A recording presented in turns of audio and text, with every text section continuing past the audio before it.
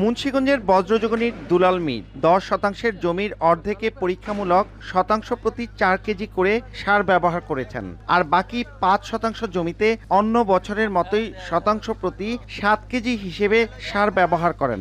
বীজ এবং পরিচর্যা সব একই রকম। 3 মাস পর বৃহস্পতিবার আলু তুলে বিস্মিত এই কৃষক। কম সার ব্যবহারে শতাংশ প্রতি ফলন পেয়েছেন 154 কেজি, আর বেশি সারের অংশে পেয়েছেন শতাংশ প্রতি 130 কেজি। মাত্রাতিরিক্ত সারে ফলন কমেছে শতাংশ প্রতি 24 কেজি। আমার যে ট্রায়াল প্লটস আছে ওইটাতে আমার কস্ট কম, উৎপাদন বেশি। আর আমার নিজের যে প্লট আছে সেটাতে আমার কস্টও বেশি, সারও মাত্রাতিরিক্ত বেশি, ফলনও কম। যার কারণে আমার এটার মাটির গুণাগুণ নষ্ট হয়ে গেছে, হয়তোবা মাটির প্রাণ নষ্ট হয়ে গেছে, কার্যকারিতা ক্ষমতা নষ্ট হয়ে গেছে অতিরিক্ত মাত্রায় ব্যবহার করার কারণে, যার কারণে আমার এখানে ফলন কম হয়েছে।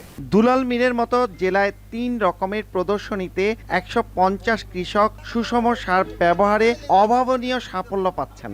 জেলা কৃষি সম্প্রসারণ অধিদপ্তরের উপপরিচালক মাটি পরীক্ষার পর প্রথমবারের মতো কৃষককে হাতে কলমে যৌক্তিক সার ব্যবহার শিখিয়ে তাক লাগিয়ে দিয়েছেন। তাই হইচই পড়েছে চারিদিকে।